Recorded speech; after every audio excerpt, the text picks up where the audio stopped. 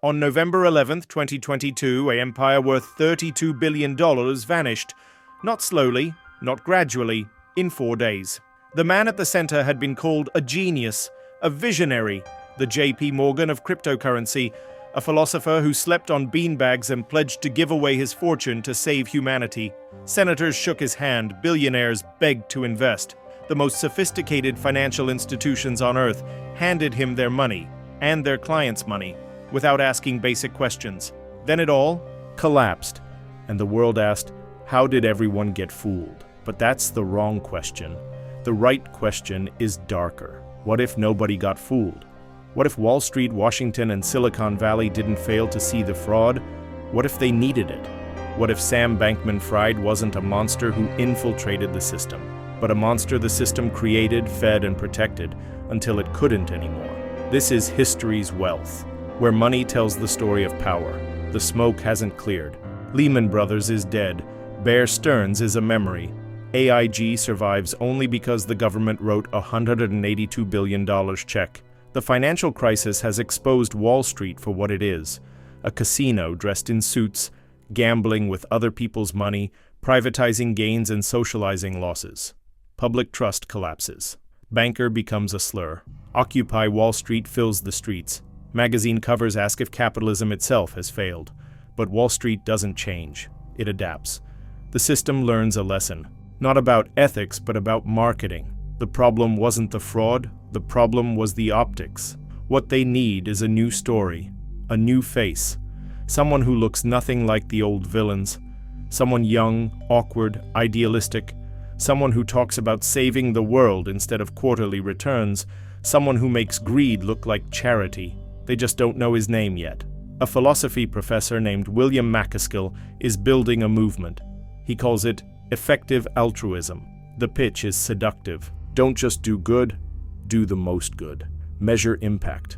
Optimize outcomes. Apply mathematical rigor to morality. And here's the twist that makes ambitious young people pay attention. If you really want to help the world, don't work at a nonprofit. Work on Wall Street, earn millions, then donate strategically. They call it earning to give. It's a philosophy that transforms accumulation into virtue. That makes wealth extraction a moral act. That tells the ambitious exactly what they want to hear. Get rich. It's the ethical thing to do. At MIT, a physics undergraduate named Sam Bankman-Fried discovers the movement. He's awkward, restless, brilliant with numbers, and he's found his justification. Within a year, Sam takes a job at Jane Street Capital, a quantitative trading firm that turns mathematical prodigies into millionaires. He's good at it. Very good. But he's learning more than trading. He's learning that finance runs on stories, that perception creates value, that if you control the narrative, you control the money. Bitcoin hits $10,000, then $15,000, then $20,000. The world goes insane. Cryptocurrency, dismissed for years as internet money for drug dealers and anarchists, suddenly looks like the future. Fortunes materialize overnight. A new generation of billionaires emerges from nowhere. The old rules seem to dissolve. Sam watches, calculates, sees a gap. In Japan and South Korea, Bitcoin trades at a premium, sometimes $3,000 higher than American exchanges. Capital. Controls and regulations create friction that most traders can't navigate. But Sam has something others don't: a network of true believers. Through effective altruism, he's connected to people around the world, idealists willing to help move money across borders for the cause. He secures funding from wealthy EA donors. He quits Jane Street, and he launches a company called Alameda Research. The name is intentional misdirection. If you call yourself Crypto Bitcoin Arbitrage, no bank will touch you, he later admits. But everyone wants to serve a research institute. The early trades work. Buy Bitcoin in America, sell in Asia, pocket the spread. Alameda allegedly makes $10 to $30 million in weeks. Sam is 25 years old. He has a trading firm, a philosophy that justifies everything, a network of believers, and a growing conviction that rules are for people who lack imagination. Inside Alameda's cramped Berkeley office, a confrontation unfolds. Tara McAuley, co-founder, fellow, effective altruist, stands before Sam with a group of employees. Their message is blunt: you need to leave. The arbitrage profits are gone. Alameda is bleeding money on bad trades. trades that trace back to Sam's decisions, but it's not just the losses. According to accounts from those present, Sam has created a culture of recklessness. Legal structures treated as obstacles, compliance as bureaucracy, rules as suggestions. One alleged employee would later write that Sam displayed a flagrant disregard for legal safeguards and a belief that rules do not apply to him. Sam refuses to leave. Tara Macaulay resigns. Nearly half the staff follows. They allegedly warn leaders in the Effective Altruism community. Sam Bankman-Fried is dangerous. He's reckless. He'll damage the movement. Those warnings are ignored or buried because Sam has something more powerful than a reputation for caution. He has results. And in the world that's about to embrace him, results are all that matter. Sam launches FTX, a cryptocurrency exchange, a platform where anyone can trade digital assets, bet on prices, use leverage. The timing is perfect. After the 2018 crash, crypto is recovering, institutional money is circling, and the biggest exchange in the world, Binance, is fighting regulators everywhere. Sam sees the opening. He won't fight regulators. He'll embrace them. Testify before Congress. Donate to campaigns. Position FTX as the safe exchange, the compliant exchange, the exchange run by a guy who wants to give his money away, but to build the machine, he needs capital. And here's where Wall Street enters the story. Sequoia Capital, one of the most legendary venture capital firms in history, early investors in Apple, Google, Instagram, WhatsApp. In 2021, Sequoia leads a $400 million investment round in FTX. During the pitch, Sam allegedly plays video games, League of Legends, while presenting. Sequoia doesn't see a red flag, they see authenticity. They write a 14,000-word article calling Sam a potential trillionaire. They describe his savior complex as a feature, not a bug. They publish it on their website like a love letter. They don't put anyone on FTX's board. They don't demand audited financials. They don't ask why a trading firm, Alameda, and an exchange, FTX, both controlled by the same person, have an obvious conflict of interest. They don't ask because they don't want to know. SoftBank, BlackRock, Tiger Global, the Ontario Teachers' Pension Plan. One by one, the biggest names in institutional finance pour money into FTX. $1.8 billion raised by early 2022. Valuation, $32 billion. Not one major investor secures a board seat. Not one demands independent oversight. Why? Because Sam gave them what they needed. A story, the young genius, the ethical billionaire, the adult in the room of a chaotic industry. He was proof that crypto wasn't just speculation, it was the future, and they were early. The due diligence failure wasn't accidental. It was structural. These funds needed FTX to be legitimate. Their reputations and their returns depended on it, so they chose not to look. Wall Street provided the money, but the myth required more. It required celebrity. Tom Brady, Gisele Bündchen, Steph Curry, Shaquille O'Neal, Larry David, all signed endorsement deals with FTX. "I'm not an expert, and I don't need to be," Larry David said in a Super Bowl commercial. The line was meant to be funny. It was actually the most honest thing anyone said about FTX. None of them were experts. None of them understood the product. None of them asked how an exchange run by a 29-year-old with no financial audits could afford to pay them millions. They didn't ask because the check cleared, but Sam wanted more than money and fame. He wanted power. In 2021, FTX hires Mark Wetjen, former commissioner of the CFTC, the agency that regulates derivatives markets. The revolving door spins. Suddenly, Sam is testifying before Congress, not as a suspect. As an expert, he sits before senators and speaks their language: regulation, compliance, consumer protection. He donates $40 million to political campaigns by 2022, mostly Democrats but Republicans too. FTX executives contribute another $30 million. Doors open. Sam meets with SEC officials, Treasury officials, White House staff. He's not lobbying against regulation. He's lobbying for regulation, the kind that would benefit FTX and crush competitors. One bill he supports, the DCCPA, would make the CFTC the sole regulator of crypto, potentially giving FTX enormous advantages. Critics in the crypto industry accuse Sam of trying to capture the regulatory apparatus. They're not wrong, but Washington doesn't care. He speaks their language. He writes their checks. He looks like the future, and in Washington, that's enough. While the world celebrated Sam Bankman-Fried, something rotten grew at the core. FTX and Alameda Research, supposedly separate companies, shared more than an owner. According to later court filings, they shared customer money. Here's how it allegedly worked.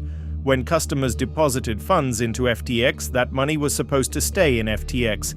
Instead, billions were funneled to Alameda Research, Sam's trading firm. Alameda used the money for speculative bets, for venture investments, for real estate, for political donations, for whatever Sam decided. The customers didn't know, the investors didn't know, or maybe they didn't want to know. Because at the center of it all was another secret, a token called FTT. FTT was created by FTX. Most of the supply was held by FTX and Alameda. Its value was based on belief. Belief that FTX was legitimate. Belief that the token had utility. Belief that someone else would pay more for it tomorrow.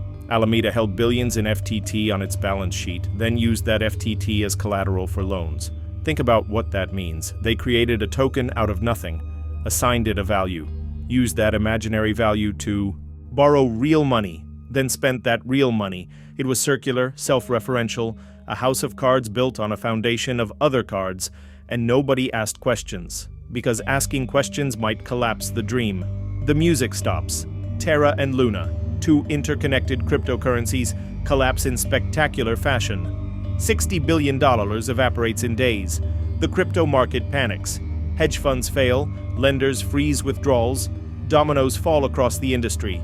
But FTX survives, more than survives. Sam plays savior. He offers bailouts to failing companies, lines of credit, acquisitions. The media calls him the J.P. Morgan of crypto, a reference to the banker who stabilized markets during the panic of 1907. It's the peak of the myth, but inside FTX, something is breaking. The crypto crash has destroyed Alameda's speculative bets. Loans are being called. Liquidity is evaporating. Alameda needs cash, and the only place to get it is FTX's customer deposits. According to court documents, billions more flow from FTX to Alameda in the summer of 2022. The hole grows deeper. CoinDesk, a cryptocurrency publication, publishes an article. Someone has leaked Alameda Research's balance sheet. The numbers are damning. Of Alameda's $14.6 billion in assets, a massive portion is held in FTT, the token created by its own sister company.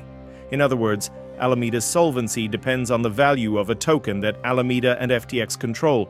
It's not a balance sheet, it's a circular illusion. The crypto world reads the report, and one man decides to act. Changpeng Zhao, known as CZ, is the founder of Binance, the largest crypto exchange in the world. In 2019, Binance invested in FTX. When Sam bought back their stake, he paid partly in FTT tokens. Now CZ holds hundreds of millions in FTT, and he's seen the CoinDesk report. He tweets, "Due to recent revelations, we have decided to liquidate any remaining FTT on our books." 15 words. That's all it takes, because CZ isn't just announcing a sale. He's announcing a verdict. The largest exchange in the world is saying publicly that it doesn't trust FTX. Panic spreads. Within hours, FTX customers begin withdrawing funds. $1 billion on the first day, then $2 billion, then $4 billion. Sam tweets, "FTX is fine, assets are fine, it's a lie. FTX doesn't have the money. The money is gone. Sent to Alameda, spent on investments, lost on trades, donated to politicians." The withdrawals continue. Caroline Ellison, Alameda's CEO, Sam's former girlfriend, tries to stop the bleeding. She tweets an offer to buy CZ's FTT tokens at $22 each. CZ declines. "We won't pretend to make love after divorce," he tweets. The price of FTT collapses from $22 to $15 to $10 to $3, and with it, Alameda's balance sheet and FTX's illusion of solvency turns to ash. CZ makes a stunning announcement. Binance will acquire FTX. For a moment, there's hope. A rescue, a lifeline. Sam agrees to the deal. But the next day, Binance withdraws. "The issues are beyond our control or ability to help," they announce. Translation: "We looked at the books and there's nothing left to save." FTX files for bankruptcy. Sam Bankman-Fried resigns as CEO. $32 billion in valuation are gone. $8 billion in customer funds missing. The golden boy of crypto is now the face of its greatest fraud. John Ray III, the man brought in to oversee FTX's bankruptcy, has seen corporate disasters before. He handled Enron, but FTX shocks even him. Never? In my career have I seen such a complete failure of corporate controls, he writes in court filings. No accounting department, no list of bank accounts, no independent board, communications set to auto-delete, software designed to hide the movement of customer funds. It wasn't incompetence, it was architecture. The system was built to obscure. Bahamian police arrest Sam Bankman-Fried. He's extradited to the United States. The charges: wire fraud, securities fraud, money laundering, campaign, finance violations. Maximum sentence, 115 years. Caroline Ellison cooperates, pleads guilty. Gary Wang, FTX co-founder, cooperates, pleads guilty. The inner circle collapses. In November 2023, a jury convicts Sam Bankman-Fried on all counts. The monster has fallen, but the machine that built him, still running. Here's what the headlines won't tell you. Sam Bankman-Fried wasn't an aberration. He was an inevitability. Every element that created FTX still exists. Sequoia, SoftBank, BlackRock, they didn't lose their licenses after FTX. They wrote off their losses, published apologetic blog posts, moved on. No partner was fired for failing to conduct due diligence. No fund changed its governance structure. The incentive remains the same. Find the next rocket ship, get in early, don't ask too many questions. Because questions slow you down. And in venture capital, speed is everything. Tom Brady, Larry David, Steph Curry, they faced lawsuits, but no real consequences. The lesson learned: there is no downside to promoting financial products you don't understand. The check clears, the ad runs. If it collapses, you claim ignorance. I'm not an expert, and I don't need to be. That line wasn't comedy, it was prophecy. Sam Bankman-Fried donated $40 million to politicians. After the collapse, those politicians returned some donations, made statements of concern, held hearings, then moved on. No law was passed to prevent the next FTX. No regulator was empowered to demand. Audits from crypto exchanges. The revolving door between regulators and industry keeps spinning, because in Washington, money talks louder than collapsed empires. Look around. Binance, the exchange whose founder triggered FTX's collapse, operates with the same opacity. No clear headquarters, regulatory battles worldwide. A native token, BNB, that functions like FTT. In November 2023, Changpeng Zhao pleaded guilty to money laundering violations. Binance paid $4.3 billion in fines. CZ stepped down as CEO. The hero who slayed FTX turned out to be running his own problematic machine, and there will be others, because the conditions that created Sam Bankman-Fried haven't changed. A financial system that rewards speed over diligence, a media ecosystem that needs heroes and villains, a political class that follows money, and a public desperate to believe that someone, anyone, has figured it out. The next monster is already being built. The next genius is already being celebrated. The next collapse is already in motion. The only question is when. Sam Bankman-Fried sits in a federal prison cell. His sentence, 25 years. His fortune, gone. His legacy, a cautionary tale told in courtrooms and classrooms. But here's the uncomfortable truth that no documentary wants to admit. The system worked exactly as designed. Wall Street needed a face to legitimize crypto speculation. Silicon Valley needed a founder to justify insane valuations. Washington needed a donor who spoke the language of reform. Media needed a character, first a hero, then a villain. Sam Bankman-Fried gave them all what they wanted, and they paid him $32 billion for the performance. The fraud wasn't hidden, it was celebrated. The warnings weren't ignored, they were silenced.